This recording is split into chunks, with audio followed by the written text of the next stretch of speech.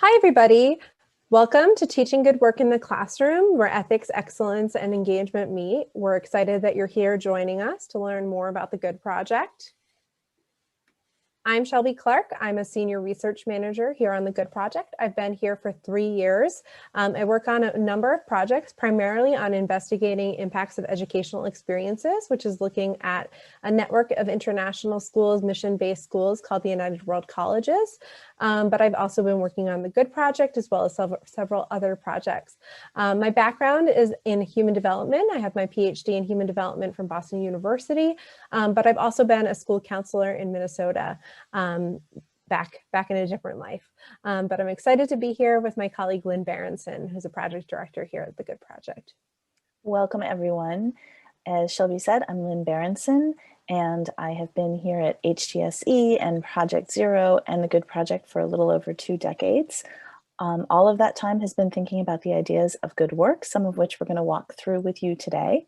And I would also just share that the Good Project most recently, what we're really focusing on is trying to support educators around the world to encourage good work in their classrooms. So that's what most of my time is spent on these days, and doing work like this to really try to support you in your classrooms.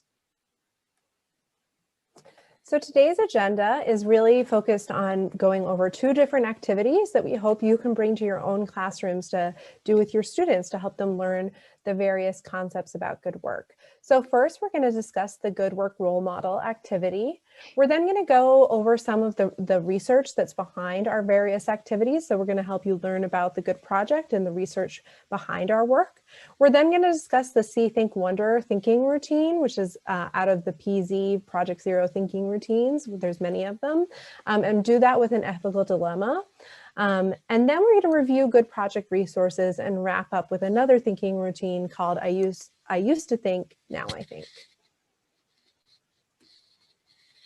Great. So what are our guiding questions today, and what are we hoping to support you to work with your students and to consider? So we hope that through these activities, your students will consider some of these questions.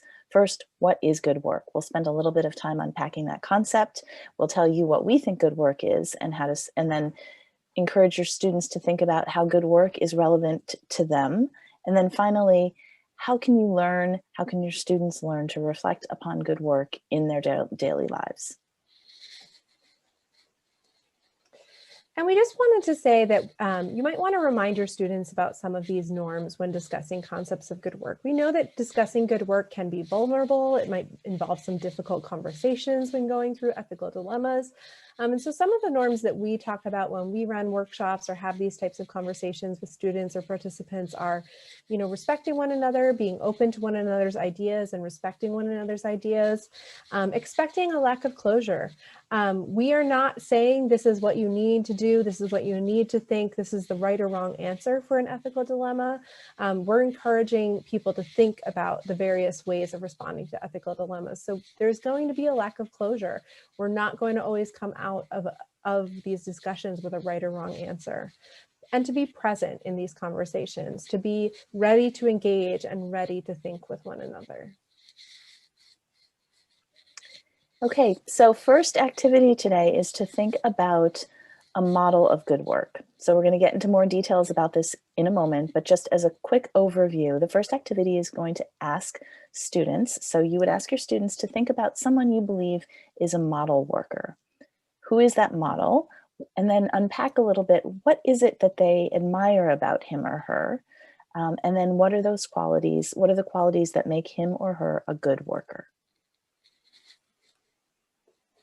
And we wanted to note that this activity can be done in a variety of manners. It can be done in your classroom, but it can also be done virtually, which is what we've done recently on a workshop. So we use something called Padlet. You can go to padlet.com.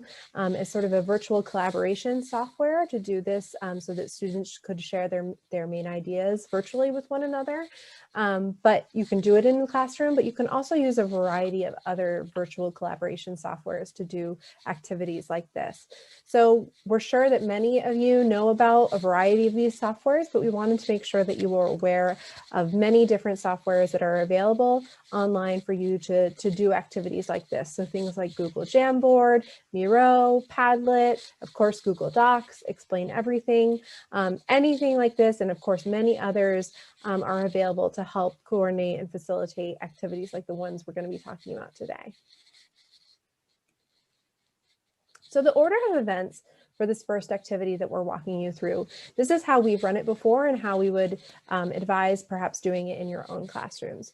So first, we give students 1 to 2 minutes of individual think time to think over the prompts that we give.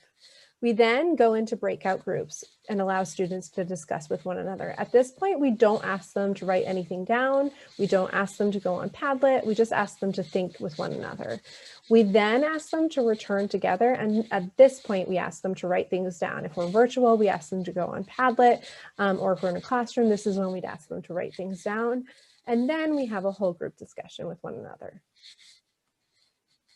Okay, so the beginning of that activity, have your students discuss what their vision of a good worker is. So they're going to have 15 minutes to do this activity, and before sending them into small breakout groups to have their discussion, guide them through these questions. So they'll have 1 to 2 minutes to think ahead of time. So ask them to think about who is someone that you think is a model worker. That could be someone that you've never met before. It could be someone that you know personally. It could be a friend. It could be a teacher. It could be anybody. So ask them to just get in their mind an image of someone that they think is a model worker, and then ask them to start to unpack a little bit. What are the qualities that they admire in that individual, and to start having a running list of those qualities in their minds.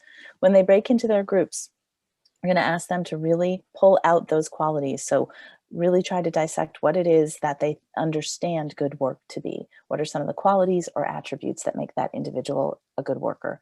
So then you send your students off into their small groups where they'll be working on something like Padlet and pulling out those qualities. They have about 15 minutes for this activity. So when they come back together, you send them off to write, or you send them to something like Padlet to really take away those main ideas from their group work. So at this point, that's when you're going to ask them to really take away those attributes or the things that they've really identified as central to being a good worker or a good role model. So this is, for example, some takeaways from a recent workshop we did online virtually. So for example, we're seeing things like dedicated, passionate, committed, a sense of fairness. A good worker is always passionate about his or her work, a multitasker, love, passion for the work and being good at the work. We talked about our role models, and we also talked about how this is a fascinating, challenging time for students and teachers. Speak out against injustices, and they stand up for what is right. So we're seeing a lot of passion and standing up for what is right and working against injustice, sort of these overarching themes. Great. And then once everyone has had the chance to review one another's Padlets and to look at what their preconceptions are and their understandings of good work, then you have a group discussion. So you bring everybody back together. Depending on the size of your group, there might be different ways to facilitate that. If it's virtual in a small group, you can certainly have people raise their hands to discuss. I'm sure you all have this down at this point for virtual conversations, but this is the way that we would consider doing that. Ask them, what were some of your main takeaways? What did you see in other people's role models that you hadn't considered in your own? And then ask them if there's something in the group discussion that surprised them. And then another activity that we like to do is to ask people with a show of hands, so who did you think about for your role model? How many of you thought of someone that with a show of hands, how many thought of somebody you'd never met before? And then how many thought of a family member, and have everybody raise their hands? And then how many thought of a coworker, and have them raise their hands? So it really does offer an understanding of where we find our mentors. And then also for some who don't have role models or mentors, it offers some suggestions about where they might look to find those kinds of figures for them in their lives. So Now we want to take just a few minutes and give you the briefest of overviews about the Good Work Project, what it is, what it has been, and where we currently are. So I'll just preface all of this by saying that on thegoodworkproject.org, we have many, many more resources and information about our research. So if I pique your interest, please do go there. We have written several books on the topic and on our findings, on our research, and we've written many, many more articles. So I'm not going to be able to cover it all right now. Just want to give you the briefest of overviews. So the Good Work Project began in 1997, and it was housed at 3 different research sites. Each of these research sites was headed by a principal investigator, Howard Gardner, who Shelby and I both work with, and I have been working with for all of these years, Mahai Csikszentmihalyi, William Damon. And they came together over a common interest, trying to understand why it is that some people are able to carry out good work and others aren't. And over the course of these years, we've discovered a number of things about responsibilities. There's a lot written about responsibility on our website. We also have come to understand a lot about alignment and misalignment. And then for the purposes of our conversation and the exercises that we're exploring today, I just want to highlight our definition of good work, which is really focused on 3 E's, 3 words that begin with the letter E. The first of those is excellence. So good work is excellent. It's high in quality. It's the best that it can be. It's also ethical. So we consider good work in terms of ethics on our project really about caring about the consequences or the impact of your work, not just sort of putting it out there, but making sure that it does good and it doesn't do harm. And then the third E is called engagement. And that E is really about finding meaning in your work. So we added this third E later after our research had been ongoing for several years, because we came to understand that work that is both doing work that is both excellent and ethical is actually really hard. And the only way that individuals are able to kind of keep going, and as educators, you may well know this, it's by finding meaning in your work. We found, especially with the educators that we spoke with, that those who found personal meaning in their work were able to carry on further. So I could tell you lots more. I'll just highlight that this was all qualitative research. That's really sort of our bread and butter and where we find meaning and engagement. And just hopefully pique your curiosity. If you want to learn more, you know where to find us. We also wanted to review some recent research we've done with secondary students. Many of the people we work with older secondary students. And so this comes from research that we've done with the Global Citizens Initiative, which is a summer fellowship for high school students who are interested in social entrepreneurship and making social impact projects back in their local countries. It's a global fellowship, so students come from all over the world. And so we asked them in last year, how do they think about the concepts of the 3 E's? What do they think of when they think of excellence, ethics, and engagement? And so we wanted to give you an idea of how they think of these concepts. So when you're trying to start, introducing these concepts to your own students, you have these concepts in mind as sort of an inroad to start broaching these concepts with your own students. So when the Global Citizens Initiative students thought of excellence, they thought of the concepts of working hard, being smart, quality, proud, success, criteria, creativity, intelligence, things like that. Those were the ideas that really came up for them for the idea of excellence.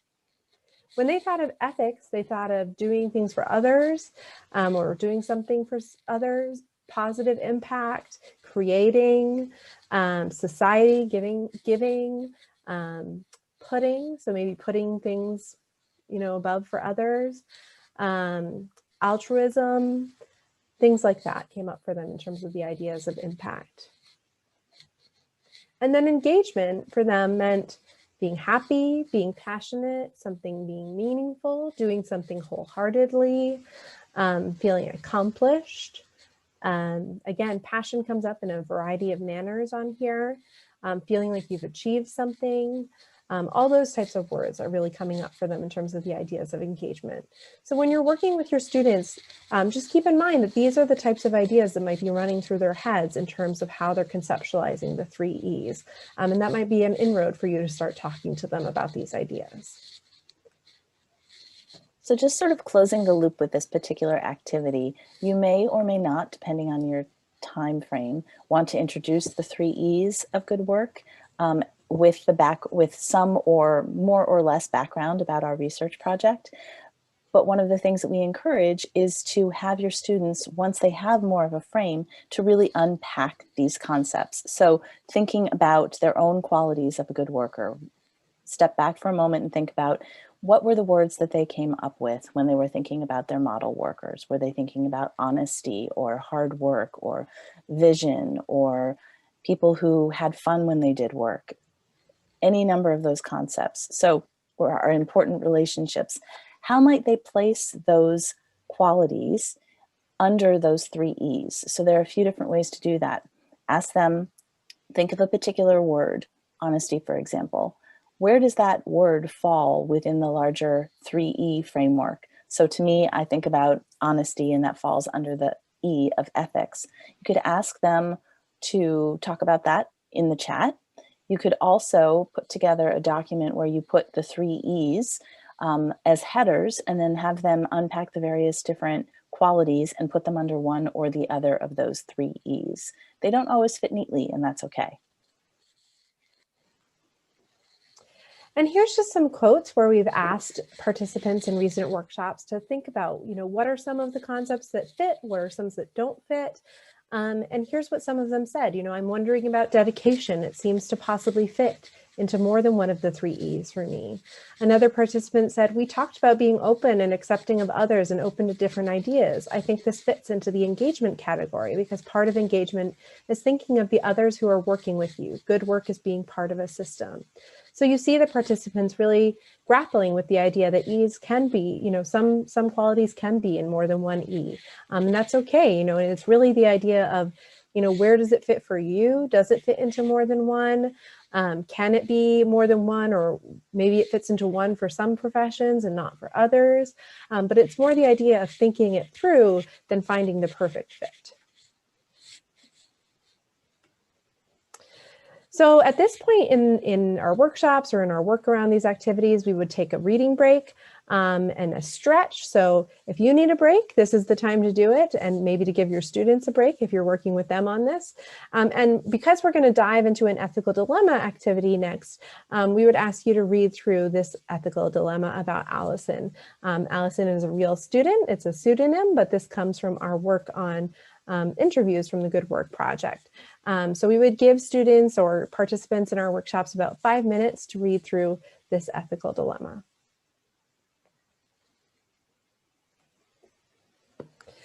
Jumping into the next activity, what we would do is, again, now we're going to go into an ethical dilemma activity, and we would give students about 1 to 2 minutes of individual think time. Again, we're about to go into an activity, so we want to have them get them to have their own think time before actually jumping in. We're then going to break out into breakout groups again. So again, we'd think about 3 students at a minimum, maybe 5 students at the most. And then we're going to have them do a See, Think, Wonder chart during this activity with an ethical dilemma. There's going to be a PDF on our website that you can use, although you can also create a See, Think, Wonder chart yourself, and there's many on the internet available for you as well if you'd like to use those. And we also have many other ethical dilemmas on our website for you to choose for this activity, besides the one that we're providing in this webinar today. And then after they've done the chart together during their breakout groups, we'd come back together as a whole group for a whole group discussion. Great. So let's get started on the next activity. What we would suggest is that you frame this, as Shelby's already offered the overall framework, and then we move into the framing of this particular activity. So this is the framing of the See, Think, Wonder. So before you send your students off into their groups, we ask them to think about the following things. The first of these is, when you read this dilemma, what is it that you see? So what are the facts? Really kind of unpack that information. What information sticks out to you? What are the facts of the dilemma? What do you know? The second portion, when you look at those facts, what do they make you think? So what do you think about the decision that she made? What do you think you might do in that situation? Ask your students to think about not only the facts, but then what do they think about those facts? So unpack them a little bit. And then the last question is, what do you wonder? So now that you have that other information, it's sort of the so what. What does it make you wonder? What does it make you wonder about these kinds of dilemmas? What does it make you wonder about good work in general? So it's the next piece of it. You have the see, you have the think, and you have the wonder. So you send your students off into these groups and ask them to work on these 3 different questions. So again, as we said, there's that 1 to 2 minutes of think time. So this is just a slide where we would give that 1 to 2 minutes of think time with the dilemma, where they would be doing the see, think, wonder before going into those individual groups. And then we just wanted to offer an example of what for us, it was a Google slide document, but we've also provided the PDF on our website for you to use. It looks like this. And then again, I said there's other See, Think, Wonder charts available on the internet for you to use as well. So we would ask in their breakout groups for them to read the dilemma, and then as a group, fill out this See, Think, Wonder chart together. So for example, in this recent workshop, group 4 said they saw that Allison was motivated by her ambition. They thought that she could have had other options, like reimagining her research. And they wondered that if she's doing something ethical, or if she's compromised, if she needs to be if she needs to be having this compromised view of research. Group 3, they noted she's a high school student. She has strong values and she's deliberately hiding the truth. They thought that she's very conscious about her wording and she knows that she's deceiving others. And they're wondering basically if she's going to continue making these types of judgments in her career as a scientist, and if that will have other ramifications in the future. So then once everyone's had the opportunity to fill out their See, Think, Wonders and really kind of unpack the narrative of Allison's dilemma, bring everybody back together and ask them to share their thoughts with one another. Having taught this dilemma and other ethical dilemmas multiple times over the years, I'm always surprised at how different they can be. So this is really a valuable activity to come back and find out that Shelby's group was thinking something completely different than my group. So for example, ask them to think about what sticks out to you, what was really surprising, what did you have as, what was your wonder versus what was our wonder. And then the added layer, and we would encourage this with all working with ethical dilemmas in general, is to ask students to then connect them to other dilemmas that they've faced in the past. If, for example, people end up focusing specifically on Allison's responsibilities, so who did she feel responsible to as she made this decision? Was she thinking about her parents? Was she thinking about her teachers? Was she thinking about the research, or was she thinking about herself, or all of the above? You could ask your students, was there ever a time when you were torn between conflicting responsibilities? Tell us about it. Or you could have them write about it. Because the whole point, or one of many points about encouraging a conversation about good work, is that we want individuals to become good workers themselves, and we want them to learn and to think about the process of reflecting. So as much as possible, please try to encourage that in your students. So it's a great segue to get them to think about their own dilemmas, and that could be a whole nother activity. Again, we just wanted to give you some examples of what this reflection looked like in a recent workshop. So, one participant said, I wonder what we would say if we really stepped into this student's shoes. Another noted, is doing what you think is right innovative or destructive? Another asked, if a scientist can draw his own moral line, who decides whether it is right or wrong? One believes he is right, makes him right. If one believes he is right, it makes him right. So the question really is, again, as Lynn noted, we're left, not with a right or wrong answer. As we said, expect not to have closure at the end of this, but more questions to really help students guide their thinking more into, what do I think is right? What do I think is wrong? We have additional activities that we'll go into to help them get to those next steps. Who am I responsible to? Am I responsible to myself? Am I responsible to society? Helping them bring to those next steps to guide their thinking from this dilemma.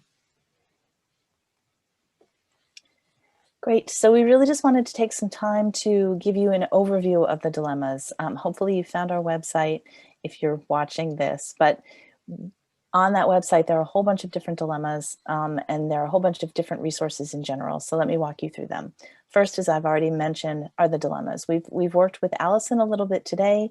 Encourage you to work with your students on Allison's dilemma, but there are many, many other dilemmas, and there is a database so that you can search by topic if you want to. There are some dilemmas that are experienced by high school students. There are others that are experienced by professionals. So there are a lot of different ways that you can kind of carve that up. There are also a whole series of activities. So we introduced you to an activity today too. That was the finding a model of good work activity. There are lots of other activities on our website as well. We also have a full set of lesson plans. So many years ago, we thought educators did not want us to kind of give them a rote, must go through A to Z. So we just put dilemmas and activities, pick from them as you want. But we heard from a lot of you that you wanted lesson plans and you wanted assessment opportunities. And so we actually put them together. There are 16 lesson plans, and they have assessment tools, and they're very detailed. So for those of you, if that's what you're looking for, they're set up into 16 different 45-minute classes, and we would be thrilled if you do use them. If you have questions, reach out, and if there's something there that you need and you don't have, reach out to. One of the things that we wanted to highlight in particular, it is an activity, but that's the value sort. We're just highlighting it because it's one of the most popular things that keeps getting hit on our website. So calling your attention to that. It's the opportunity to yourself or with your students or your colleagues for that matter, sort your values into, I think there are 30 values there, and you can sort them into order of importance to you in your work. Things like some of the qualities that you probably will explore with your students. So things like honesty, important relationships, meaning in your work, faith, all of these different concepts, you can sort them into different levels of importance to you in your work. We also have a series of videos. So for example, a dilemma like Allison, there's a short video there, which if your students don't want to read, or if you're trying to shake things up a little bit, there's a video explaining some of the dilemmas. We hope to have more out there, but there are a bunch of them up there right now. There's a collaboration toolkit, which is all about how to make good collaboration happen. We also have a series of blogs, and Shelby's going to highlight one of those later, but blogs are another opportunity to get your students talking about a particular issue. We have a series of good work profiles. This is another kind of activity, but for example, you could ask your students to profile someone that they believe is a good worker and determine why or why not he or she is. And that really gets them to unpack their concepts of good work. And this, rather than being somebody that they know, ask them to look at a historical figure or someone in the discipline that you might be studying. So an author or a historical figure or a scientist, for example. And then finally, there's a workbook about better arguments and good work, which I think Shelby's going to be talking a little bit about as well. So I'm not going to say too much more about that. So you'll see that there's a lot, and I've gone through it rather quickly, but hopefully you will have time to explore on our website all of the above or below, depending on where my face is on your screen. Great. Yeah, so we wanted to go into a few of these a little bit more rather than jumping back and forth to our website. I've just taken a few screenshots for you. So just quickly, again, we have many blogs on our website. This is just a recent one that I wrote on college students and whether they should snitch or not on their classmates and having parties and potentially spreading coronavirus. So we go into another framework we have called the rings of responsibility and who you're being responsible to. And so we walk through that. I walk through that in the blog about, if I were a student and I was, approached with this dilemma about whether to snitch or not, how would I think about this using the rings of responsibility? So our blogs are just another potential tool for you to use in your lessons, as a reading. It's something you can give to your students to think about our concepts. Again, Lynn mentioned our many activities, and we just wanted to point out that we do have our activities database on the website. It's searchable. We also have tags if you're looking for particular types of activities or you want to sort them by a specific E. That's all available to you. We also have our dilemmas database, which again is searchable. There are tags. And it's also broken up by dilemmas featuring adults and dilemmas featuring teenagers. And also we have very particular tags like sensitive ones or social media. So sensitive dilemmas include ones that might be about something like eating disorders. And then we have a whole group of ones that are particularly relevant to things like digital dilemmas, something about Facebook or something like that. This is what the value sort tool looks like that Lynn pointed out earlier that's particularly popular. So again, this is something after students do a dilemma, maybe you want to help them think about what are your values and why did you choose the particular route that you chose? Maybe it's related to your own values versus the values that your classmates held. So that might be a tool that you want to investigate. And then again, this is the Better Arguments and Good Work workbook. So we've teamed up with Better Arguments out of the Aspen Institute. They're a project that is looking at, we don't want to just have arguments, we want to have better arguments and more civil arguments. And so they have 5 principles of how to have a better argument. And so our thesis basically is that if you have better arguments, it will lead to good work. And this is a workbook that includes a dilemma about a student and then brings you through the 5 principles of better arguments and then also the principles of good work and tries to bring those together in terms of helping students have better arguments to lead to good work. So finishing up, so let's say we brought our students through all of these activities and we're now, leading to the end of the day. Something that we like to finish up with is, as we mentioned earlier, the thinking routine. I used to think, now I think, because it really helps students engage in some positive metacognitive reflection. So really thinking about how their thinking might have changed regarding our own concepts of good work or how their own thinking about the 3 E's might have changed. So it's really just asking them either on paper or on a Padlet. I used to think good work meant, felt like, was, whatever they want to say. But now I think that good work is whatever feels like, is, means, whatever they think it is now. Maybe it's changed throughout the activities. Maybe it's changed over the course of a day. We just want to see if their thinking has changed about these concepts. So that's a positive activity to end on. And maybe it hasn't changed, but that's okay too. We just want them reflecting on that idea. So in general, we hope that this has been useful. It was really fun for us to kind of run through some of these activities with you. And if there is anything else that you need, we really genuinely encourage you to reach out because we are always learning from educators and we want to make our materials as accessible and useful to you as possible. So please find us on thegoodproject.org and keep in touch. Yes, please do. Thank you so much for watching. And yeah, please be in touch.